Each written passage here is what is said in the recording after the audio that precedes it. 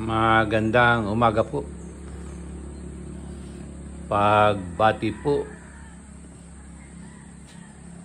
sa inyo ni Strong Basti 08 mula po rito sa Amaca, bayan ng Sampaloc, lalawigan ng Quezon. Kani-kanina lang po ay may mga batang nagdaraan papasok sa kanilang eskwelahan o sa eskwelahan at may ilang mga taga-nayon na nagdaraan papunta sa kanilang gawain sa bukid. May ilan na po na mga nag-aani na rito. Doon daw po sa Castilla meron na mga unang nagtanim. At dahil nga po umaga, karaniwan na po nating ginagawa pagkagising ay ang mag-inat-inat. At maya-maya ay tayo ay magpapa-wiwi o wiwiwi. Iyan po ang kaugalian na natin paggising sa umaga. Mag-inat-inat, magwiwi-wiwi. At ang akin pong papaksain ngayon ay ang kaibigan ng laway, ang ihi. Nung pong kami ay musmus pa, kami magkakapatid ay pinawiwiwi sa isang bowl, sa isang timba.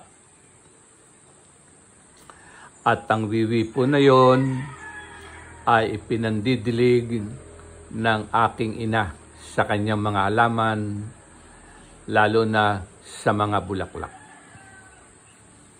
Ito pong Amaca ay naliligid ng iba't ibang uri ng bulaklak. Napakahilig po ng aking ina sa mga bulaklak. At sa mga nakakarating po dito sa Amaca, sinasabi na sa aking ina, "Kamiling, baka may engkantada na naninirahan na dito." Dahil ang mga engkantada ay mahilig sa mga bulaklak. Kamiling, iyan po ang pangalan ng aking ina. At kapansin-pansin nga po na magaganda ang mga halaman niya sa paligid. Dahil po ang ipinandidilig niya ay ang ihi o ang wiwi. At dahil nga po umaga, kapi-kapi muna po tayo. Pakondisyon. Hihigop po tayo ng kape.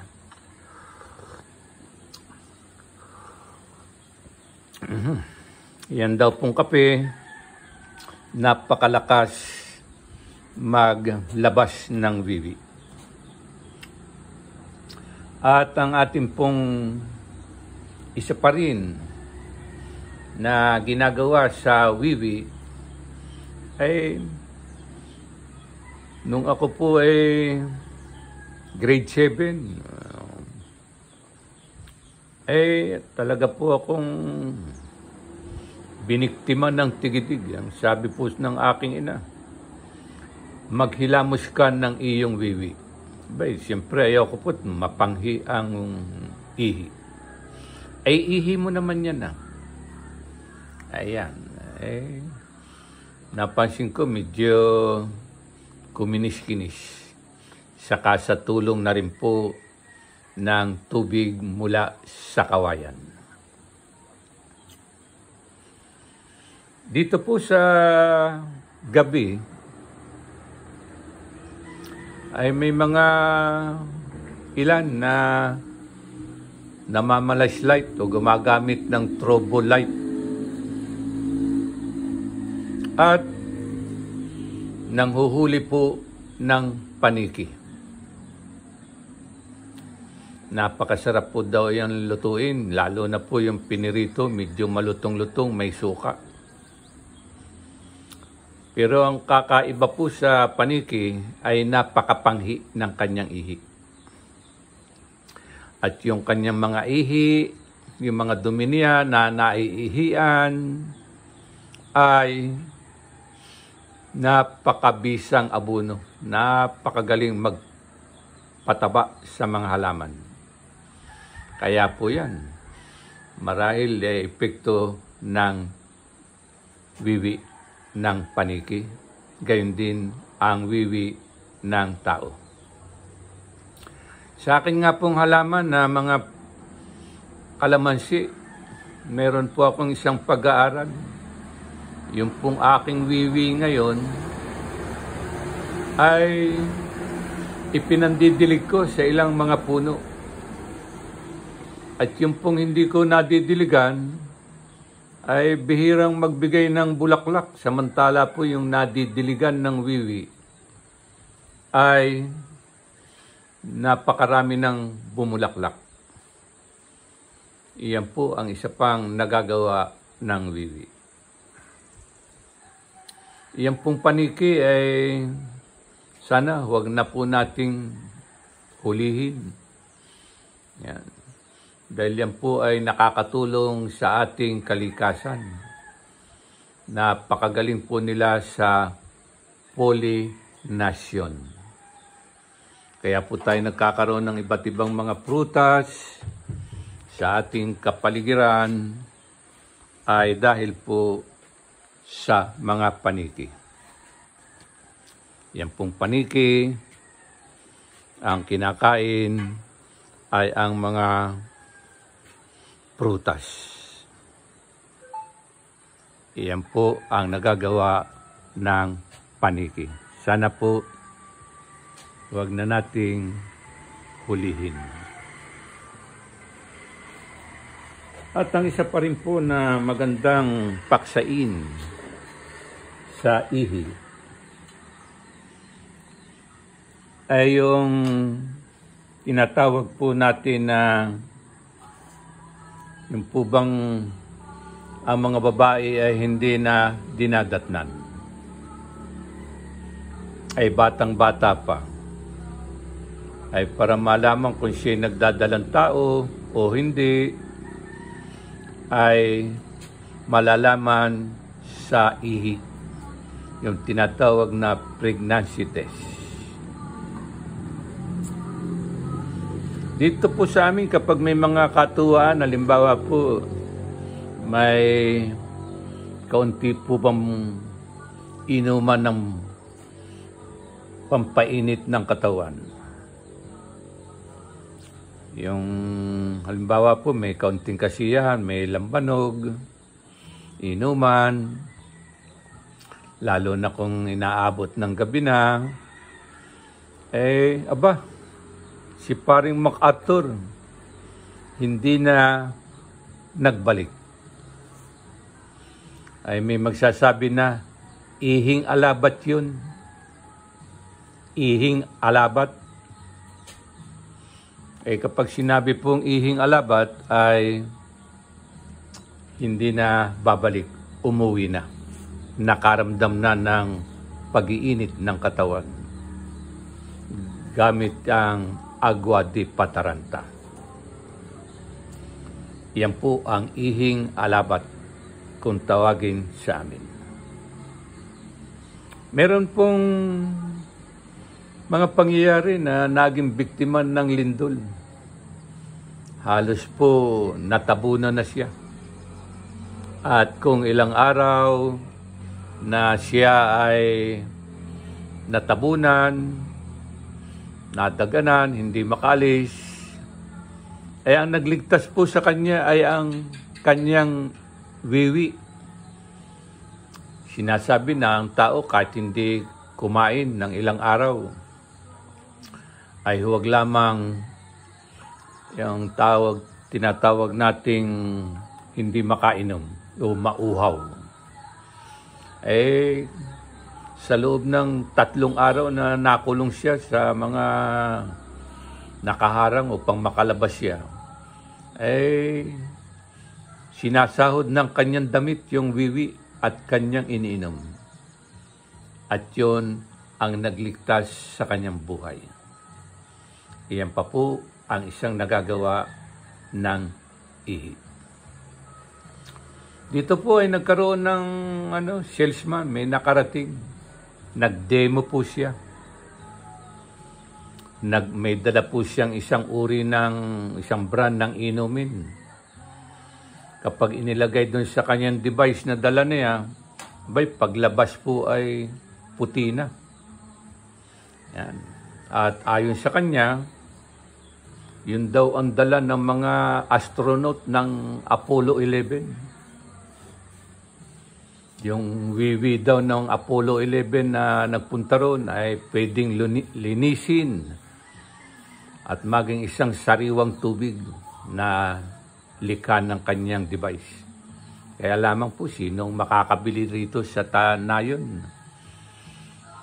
ay napakamahal naman po ng nasabing device.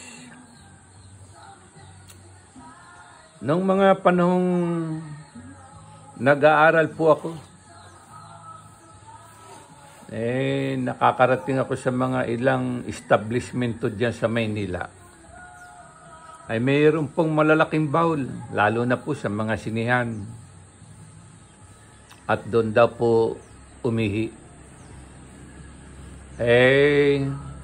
Sabi, ang ihi ninyo ay makagagamot sa isang karamdaman o halimbawa ay cancer. Nawala po yung mga bowl na yon. Hindi po nagtagal Papa po naman tatagal. Dinuduruan, nilalagyan ng upos ng sigarilyo. Kaya marahil hindi nagtagumpay ang nasabing eksperimento. Nung ako po ay narin pa sa lungsod ng Maynila rin, karaniwan na po tayo na makakakita na bawal umihi dito. Aso ka ba? Minsan po ako'y mapapawiwi na. Naroon na po ako sa Paco Park. May nakita po ako na isang malaking pununan ng nara sa tabi ng pader. Medyo natatakpan po ng mga halaman. Sabi ko, magandang dito ako sumimple at ako ay magwiwiwi. Dahil po malayo yung aking biyahe mula Manila hanggang Las Piñas. Mga oras po yun, lalo na kung matraffic. Nang ilalabas ko na po yung aking sandata, nabasa ko. Marami ang umihi dito ay nanuno. Marami ang umihi dito ay nanuno. Sabay ko po tago yung aking sandata. Natakot po ako na manuno. Yan po ang karanasan ko sa pagwiwi. At nung pong magkakaroon ng laban sina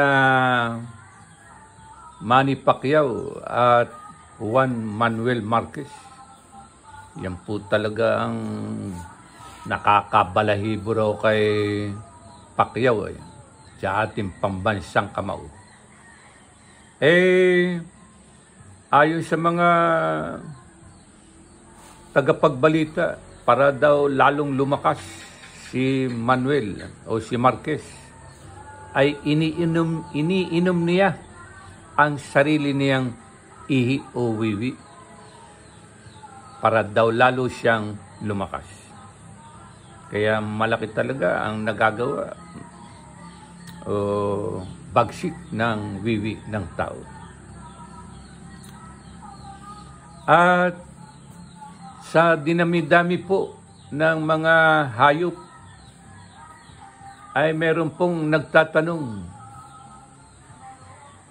bakit po ang mga hayop, ang mga tao ay nagwiwiwi? Ay bakit kaming mga manok, kaming mga pato, mga itik ay hindi nagwiwiwi? Bakit po? Bakit po hindi kami nagwiwiwi? Iyan ang mga tanong ng manok, ng itik, ng pato. Ay bakit nga naman ba? Yan. At kapag tayo po ay sinasabi na mabula ang ating wiwi, ay baka daw po tayo ay may naapekto na ang ating bato. Yan daw po ang palatandaan. At dumarating po ang mga pagkakataon na tayo ay wiwi ng wiwi, ihi ng ihi, ay magpa-check up po tayo. Yung po bang tinatawag na PSA? Yung po bang may kinalaman sa prostate o prostata? Kapag daw tayo madalas umihi, lalo na sa gabi, ay baka may epekto na ang ating prostata, lalo na po yung nagkakaedad. Yan pong puti na yan pong medyo malinaw na ang sulat, yan po ang aking kudi ko sa mga papaksain ko po sa umagang ito, yung tungkol nga po sa wiwi. Kaya po kapag tayo ay may napapansin na madalas na pag-ihi, lalo na yung masakit kapag tayo umiihi, ay magpa-check up po tayo dahil delikado po ang sakit na prostata.